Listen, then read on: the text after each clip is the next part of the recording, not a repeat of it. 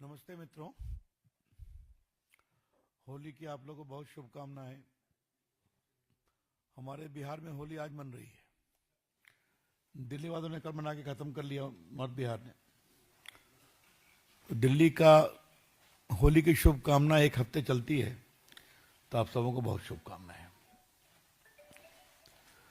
मित्रों, क्षमा चाहते हुए होली के इस माहौल में हमने आपको डिस्टर्ब किया है, क्योंकि विषय ही ऐसा है जो विषय सिर्फ कर्नाटका का है, लेकिन इसके राष्ट्रीय इंप्लीकेशंस हैं। और कांग्रेस पार्टी और राहुल गांधी की सोच कैसी है, ये इसका संकेत भी देती है। Karnataka government in the budget has publicly announced a 4% reservation for Muslims in government contracts. Karnataka सरकार ने अपने बजट में मुसलमानों के लिए 4% आरक्षण की घोषणा की है। अभी तक नौकरी तक समझते थे, अब सरकारी ठेकों में भी रिजर्वेशन हो रहा है, और उसमें भी सीधा मुस्लिम्स के लिए 4%। कल देश ने शांति से होली मनाया। तमाम आशंकाओं के बावजूद, क्या उत्तर प्रदेश, क्या बिहार, क्या मध्य प्रदेश, क्या राजस्थान, प्रेम और सौहार्द में होली मनी, और हिंदू और मुसलमानों ने एक नए एका का परिचय भी दिया, सद्भाव का परिचय दिया। और ठीक वैसे समय कम्युनल पॉलिटिक्स और वोट बैंक पॉलिटिक्स को एक नया आयाम दिया जा रहा है। देखिए, ये चीजें देखने में छोटी लगती हैं। क्या हुआ, सिर्फ 4% रिजर्वेशन तो दिया है गवर्नमेंट कॉन्ट्रैक्ट में, लेकिन छोटी छोटी चीजें बड़ी बनती हैं। अब देख लीजिए, शाबानो हुआ, शाबानो के बाद 3 तलाक हुआ, बीच में राम जन्मभूमि में मंदिर निर्माण की बात हुई। ये सारी पार्टियां अपोज करती रही, कोई बदलाव नहीं हुआ। देश में काफी बदलाव हो गया। भाजपा कहां से कहां पहुंच गई। थोड़ा बहुत जो लोकसभा के चुनाव में इन लोगों ने विस्परिंग कैंपेन किया था, झूठ, कि भाजपा आरक्षण की विरोधी है, तो उसका कुछ असर हुआ। जनता को मालूम हो गया कि ये झूठ है। तो देखिए, क्या हरियाणा, क्या महाराष्ट्र और क्या दिल्ली, जनता ने जबरदस्त दबाव दिया, क्योंकि जनता नरेंद्र मोदी को कमजोर होते नहीं देखना चाहती, जो देश का विकास हो रहा है। बार बार हारने के बावजूद इनके हालत नहीं सुधरते।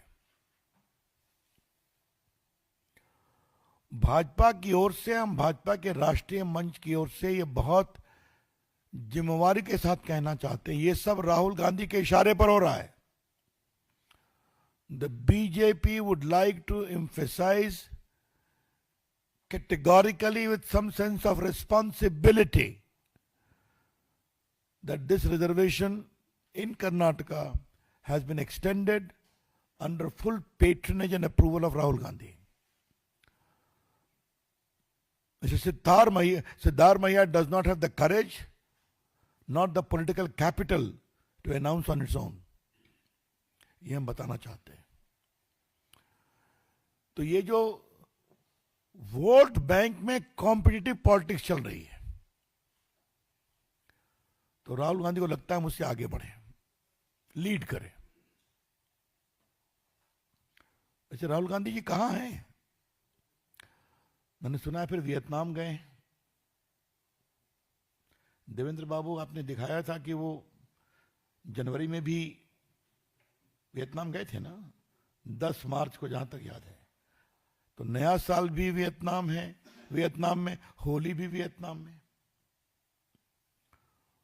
मुझे अभी बताया गया कि लगभग 22 दिन उन्होंने वियतनाम में समय दिया है। इतना समय तो अपनी कॉन्स्टिट्यूंसी में नहीं दिया रायबरेली में उन्होंने, हाँ? लेकिन राहुल गांधी को एकाएक वियतनाम से इतना प्यार हो क्यों गया है? अब तो विपक्ष के नेता है ना, उनकी उपलब्धता होनी चाहिए ना हिंदुस्तान में। हम वियतनाम देश का बहुत सम्मान करते हैं,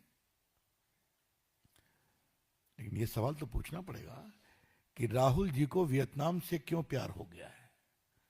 वो विपक्ष के नेता है ना, गंभीर सवाल है।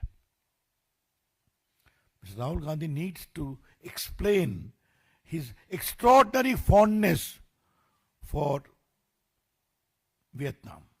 Though we all respect that country. The PM also went there. But the frequency of his visit to Vietnam is very curious, ये हम कहना चाहेंगे। ये बात मैंने जो बताई कर्नाटक के मामले में, छोटी छोटी बातें बड़ी बनती हैं। जो पुराने पत्रकार हैं उनको याद होगा, आजादी के आंदोलन में छोटी बातें उठती थी ना, हमें ये चाहिए, हमें अपनी यूनिवर्सिटी चाहिए, हमें अपना एजुकेशन चाहिए, हमें सेपरेट वोटिंग चाहिए। Ultimately led to what? Division of India. छोटी बातें इस तरह से बड़ी होती हैं। और जिस प्रकार से कांग्रेस पार्टी इस कॉम्पिटिटिव वोट बैंक पॉलिटिक्स में और मुस्लिम अपीसमेंट पॉलिटिक्स में रोज एक नया नया पैमाना बना रही है, वो देश के लिए खतरा है, ये हम कहना चाहेंगे। क्या आज बंगाल, क्या आज कर्नाटका, बंगाल में हिंदू मंदिरों पर हमले होते हैं, वहां रोज नई नई बातें होती हैं। यह अपीजमेंट पॉलिटिक्स कहां तक जाएगी हम कहना उठाना चाहते हैं। कोई लिमिट होगा इसका?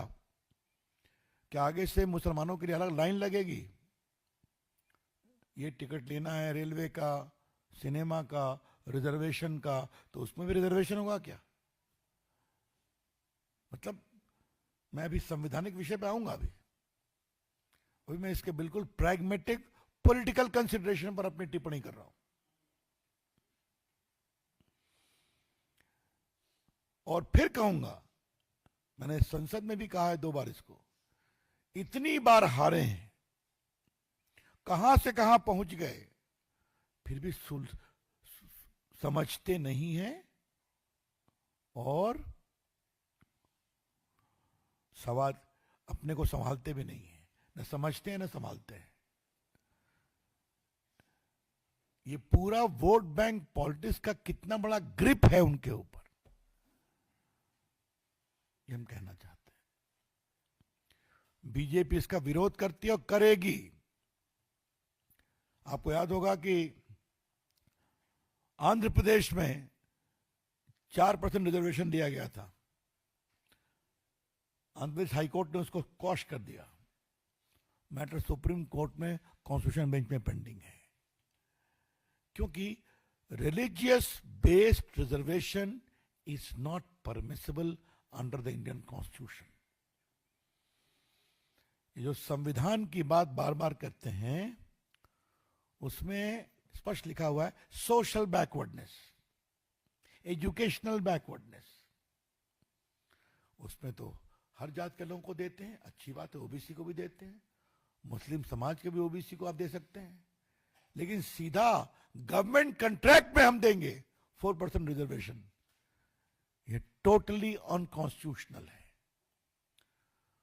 और आपको मालूम है कि सुप्रीम कोर्ट ने क्या इंदिरा शौने केस हो या बाकी केसेस में कई बार कहा है। अभी देखिए, कलकत्ता हाई कोर्ट ने क्वॉश कर दिया था reservation on ground of religion, supreme court में आया, वो मैटर पेंडिंग है। सुप्रीम कोर्ट ने क्या कहा था कि 9 दिसंबर 2024, reservation must not be based on religion, says supreme court to West Bengal. बार बार कहते हैं, क्योंकि भारत का संविधान अलाउ नहीं करता इसको। सोशल बैकवर्डनेस पर आप कर सकते हैं, लेकिन इस पर सुप्रीम कोर्ट के दर्जनों जजमेंट हैं, अभी मैं उस पर आपका समय नहीं लूंगा। लेकिन ये एक वेल सेटल्ड प्रिंसिपल है, कोई सोशली एजुकेशनली बैकवर्ड है, उसका बैकवर्डनेस आप डिसाइड करिए, सर्वे करिए, उसको डाल दीजिए। लेकिन सीधा एक कम्युनिटी, रिलीजियस कम्युनिटी के बेसिस पर हम रिजर्वेशन दें, ये परमिसिबल नहीं है। मनमोहन सिंह ने वही शुरू किया था, आपको याद होगा, Muslims have the first right over the national resources. और राहुल गांधी तो उनसे भी आगे कह गए कि कांग्रेस मुसलमानों की पार्टी है। अमेरिका में कहा था कि मुस्लिम लीग सेक्युलर पार्टी है। मित्रों, आज देश के सामने हम दूसरी बात कहना चाहते हैं, और बड़ी कृपा होगी अगर आप इसको अपने तरीके से बताएं और दिखाएं। इस देश में दो धाराएं हैं। एक धारा है मौलाना आजाद की, अब्दुल हमीद की, एपीजे कलाम की, उसके बाद रहीम रसखान, मलिक मोहम्मद जायसी की, अशफाकुल्ला खान की। एक धारा ये है, और दूसरी धारा तो आप जानते ही हैं, जिन्ना चले गए, जिन्ना की पॉलिटिक्स करने वालों को छोड़ गए। राहुल गांधी का कहा था ना कि मुस्लिम लीग इज सेक्युलर पार्टी, याद होगा आपको, अमेरिका में उनका स्टेटमेंट था।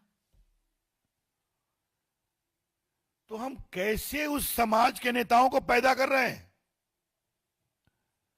ये बड़े सवाल है। हम बिल्कुल पक्ष में हैं। आज देखिए मोदी जी की सोच कि अंडमान में परमवीर चक्र अवार्डी के नाम पर टापू की घोषणा की गई, तो एक अब्दुल हमीद के भी नाम पर है। एपीजे कलाम को तो राष्ट्रपति हमारी सरकार ने बनाया था, अटल जी की सब थे प्रधानमंत्री तब। मौलाना आजाद की सोच का हम सभी सम्मान करते हैं। तो ये जो पूरी सोच है, आज चूंकि इस विषय पर प्रेस कर रहा हूं तो अपने एक अनुभव को आपसे शेयर करने की इच्छा है। अटल जी की सरकार में मैं इंफॉर्मेशन ब्रॉडकास्टिंग मिनिस्टर था, तो मुझे भारत पाकिस्तान के क्रिकेट को देखने का निमंत्रण मिला था लाहौर में। अटल जी से पूछा, कहा जाओ देखाओ क्या हो रहा है। तो ऐसा हुआ कि जहीर खान ने और इरफान पठान ने शुरू के 3-4 बॉल ओवर में ही 4-5 पाकिस्तानियों को आउट कर दिया। तो साहब आप सोच सकते हैं कि पूरा लाहौर गद्दाफी स्टेडियम फुल है और भारत के मुसलमान बॉलर पाकिस्तानी बैट्समैन को आउट कर रहे हैं। तो मेरे बगल में पाकिस्तान के विदेश मंत्री बैठे थे। पूछा, जनाब प्रसाद साहब, ये जहीर खान कहां का मुसलमान है, इरफान पठान कहां का मुसलमान है? मैं चुप रहा। फिर वो इलाहाबाद का अपना मुस्लिम प्लेयर था, नाम मैं भूल रहा हूं, मोहम्मद कैफ, वो बैटिंग में आया, उसने एक ओवर में 2 छक्के मारे, दूसरे ओवर में 2 छक्के मार दिए, 66 रन बनाया। फिर ने मुझसे पूछा, जनाब ये मोहम्मद कैफ कहां का मुसलमान है? हमने कहा, जनाब ये तीनों भारत माता के बंदे हैं और भारत को जिताने के लिए आए हुए हैं। तो मुझे देखा, कहा आप बीजेपी वाले हो? हमने कहा जी, हम यही सम्मान करते हैं और यही सम्मान हम करते रहेंगे। इसलिए फिर कहता हूं, इन लोग के वोट बैंक पॉलिटिक्स का जो कम्बैटिव कंपैरिजन हो रहा है, वो उन मुसलमानों को की आवाज को कमजोर करता है जिन्होंने इस देश को आगे बढ़ाने का काम किया है। और हम चाहते हैं वो आवाज मजबूत बने। कभी ठेकेदारी में रिजर्वेशन दे दो, कभी और उनको फर्स्ट राइट है। और आज देश के बहुत सारे मुसलमान इस तरह की पॉलिटिक्स को लाइक नहीं करते हैं। आपने देखा होगा, राम मंदिर बनने के बाद आज वहां करोड़ों लोग जा रहे हैं, देख रहे हैं ना आप। हाँ? आज काशी में भी बुर्का पहन के हमारी बहनें होली मना रही है ना, ये बदलाव हो रहा है।